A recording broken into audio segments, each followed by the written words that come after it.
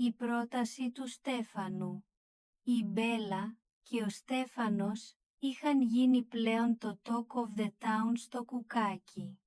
Ο Στέφανος, ο γείτονας με το μπλε κάμπριο, είχε καταφέρει κάτι που κανείς άλλος δεν είχε πετύχει, να κάνει την Μπέλα να ακούει περισσότερο και να μιλάει λιγότερο τουλάχιστον για τα πρώτα 5 λεπτά. Ένα βράδυ, καθώς κάθονταν στην ταράτσα, ο Στέφανος πήρε το χέρι της. «Μπέλα, σκέφτομαι να φύγω για λίγο καιρό. Έχω μία δουλειά στη Θεσσαλονίκη». Η καρδιά της Μπέλα σταμάτησε. «Θα φύγεις και το κάμπριο θα το πάρω μαζί μου. Αλλά θέλω να έρθεις μαζί μου. Όχι μόνιμα, για μία εβδομάδα. Να δούμε πώς είναι να ταξιδεύουμε μαζί». Η Μπέλα έπρεπε να πάρει μια απόφαση. Να αφήσει την ασφάλεια του σπιτιού της, τις γκρίνιες του Βαγγέλη και το φαγητό της Χαρούλας για μια περιπέτεια στον Βορρά. Η απάντηση ήρθε όταν η Χαρούλα την πλησίασε αργότερα στην κουζίνα. «Μπέλα, η ζωή είναι ένας δρόμος. Αν δεν πατήσεις τον γκάζι τώρα που είσαι νέα, πότε θα το κάνεις? Πήγαινε. Εμείς εδώ θα είμαστε». Κεφάλαιο 30. Το οικογενειακό δέντρο. Ο Σάβας και η Λιδία είχαν αναλάβει να βοηθήσουν τα κορίτσια με ένα νέο σχολικό project, τη δημιουργία ενός οικογενειακού δέντρου. Αυτό που ξεκίνησε ως μια απλή εργασία, μετατράπηκε σε μια ανασκαφή οικογενειακών μυστικών και υπερβολών. «Μπαμπά, είναι αλήθεια ότι ο προπαππούς μας ήταν πειρατής?» ρώτησε η Χαρά. «Πειρατής? Ποιος σας το είπε αυτό?» ρώτησε ο Σάβας έκπληκτος. «Ο παππούς ο Βαγγέλης. Είπε ότι έκλεβε τις καρδιές των γυναικών και τα πρόβατα των γειτόνων». «Μούντος. Γκρες». Η Λιδία γέλασε. «Όχι παιδιά, ο προπαππούς ήταν απλά ένας πολύ καλός έμπορος. Αλλά ο παππούς σας αρέσκεται να στολίζει τις ιστορίες». Καθώς το δέντρο μεγάλωνε, τα παιδιά άρχισαν να καταλαβαίνουν ότι η οικογένειά τους δεν ήταν απλά μια λίστα ονομάτων, αλλά μια λυσίδα από ιστορίες πείσματος, αγάπης και πολλής δόσης τρέλας. Όταν το δέντρο ολοκληρώθηκε, η Χαρούλα ήταν στην κορυφή, ως η ρίζα που κρατάει τα πάντα. Και ο Βαγγέλης ήταν ο κεραυνός που, αν και τρομακτικός μερικές φορές, έδινε φως και ένταση σε κάθε κλαδί.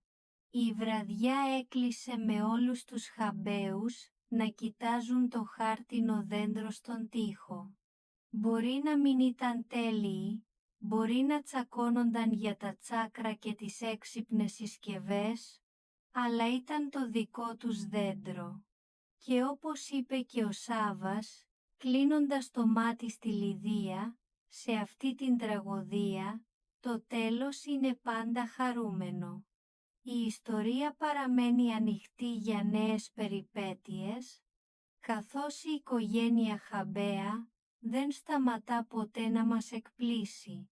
Το Σόι, μια οικογενειακή οδύσσια μεταξύ Αθήνας και Αφρικής, κεφάλαιο 1, η σκιά της Αφρικής στο σαλόνι της Κηφισιάς. Ο ήλιος της Αττικής έπεφτε γλυκά πάνω από τα δέντρα της Κηφισιάς, αλλά μέσα στο σπίτι των Τριανταφύλου, η ατμόσφαιρα ήταν φορτισμένη με κάτι πιο μακρινό και εξωτικό.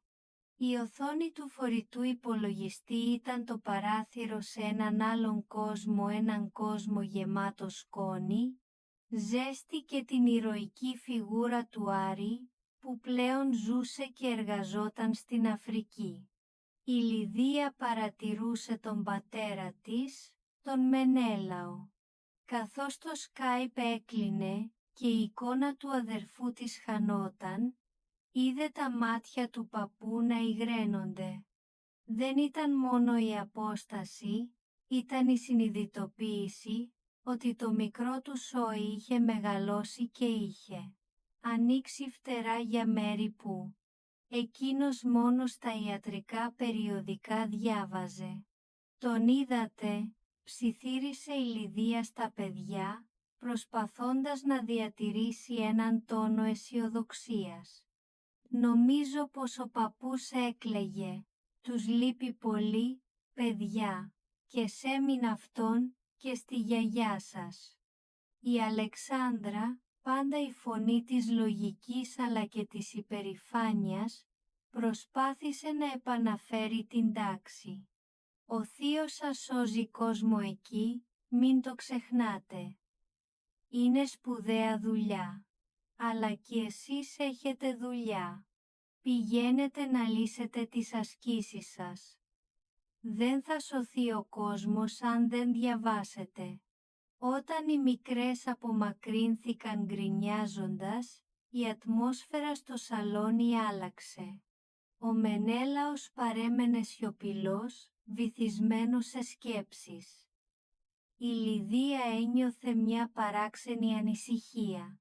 Ο πατέρας της δεν ήταν ποτέ ο άνθρωπος της μεγάλης περιπέτειας, αλλά κάτι στον τρόπο που κοίταζε τον χάρτη στον τοίχο, πρόδιδε μια εσωτερική αναταραχή. «Ξέρεις, Λιδία», άρχισε ο Σάββας, που καθόταν δίλα της, «δεν το είχα του αδερφού σου. Να τα παράτησει όλα για την Αφρική. Είναι μεγάλη θυσία. Έγινε άλλος άνθρωπος». Η Λιδία αναστέναξε. «Μας απέδειξε ότι δεν είναι βολεμένος, Σάββα, εμείς. Εμείς μήπως είμαστε βολεμένοι?» Ο Σάββας ένιωσε μια μικρή προσβολή. «Γιατί το λες αυτό? Δεν είμαστε δακέ Τσεγκεβάρα, αλλά βοηθάμε. Εγώ στην τράπεζα σώζω κόσμο καθημερινά από τα δάνεια. Τους κάνω ρυθμίσεις, τους δείχνω το αλφατέμ.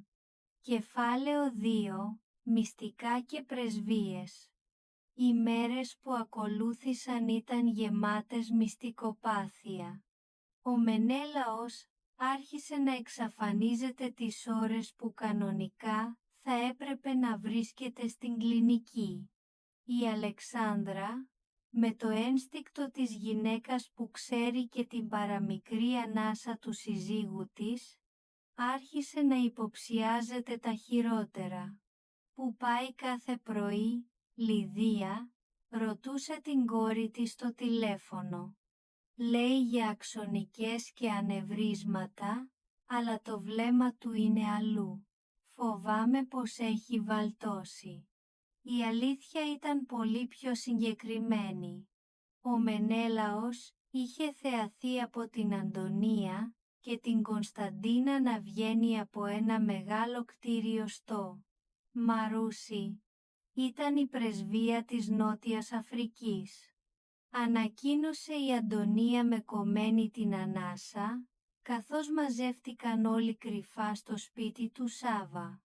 Τον είδαμε με τα μάτια μας. Κρατούσε φακέλους. Η Αλεξάνδρα ένιωσε τη γη να χάνεται κάτω από τα πόδια της. «Γιατροί χωρίς σύνορα, Αφρική, θέλει να με εγκαταλείψει, να πάει να βρει τον Άρη και να με αφήσει εδώ με τα αγάλματά μου». Η φαντασία της Αλεξάνδρας, πάντα έφορη, άρχισε να χτίζει σενάρια εγκατάλειψης. Φαντάστηκε τον Μενέλαο ανάμεσα σε λιοντάρια και ζεύρες, να χειρουργεί κάτω από δέντρα, ενώ εκείνοι θα μαράζουνε στην Κηφισιά. Η αντίδρασή της ήταν άμεση, πήρε τη βαλίτσα της και μετακόησε στο σπίτι του Κωνσταντίνου. Κεφάλαιο 3, ο πανικός του μέλλοντος πατέρα. Ενώ στην Κηφισιά πεζόταν ένα δράμα κατασκοπίας, στο Κουκάκι η κατάσταση ήταν εξίσου χαοτική, αλλά για διαφορετικούς λόγους. Ο Διονύσης, ο πάντα ευαίσθητος και ελαφρώς υποχόνδριος αδερφός του Σάβα, βρισκόταν στα πρόθυρα νευρικής κρίσης.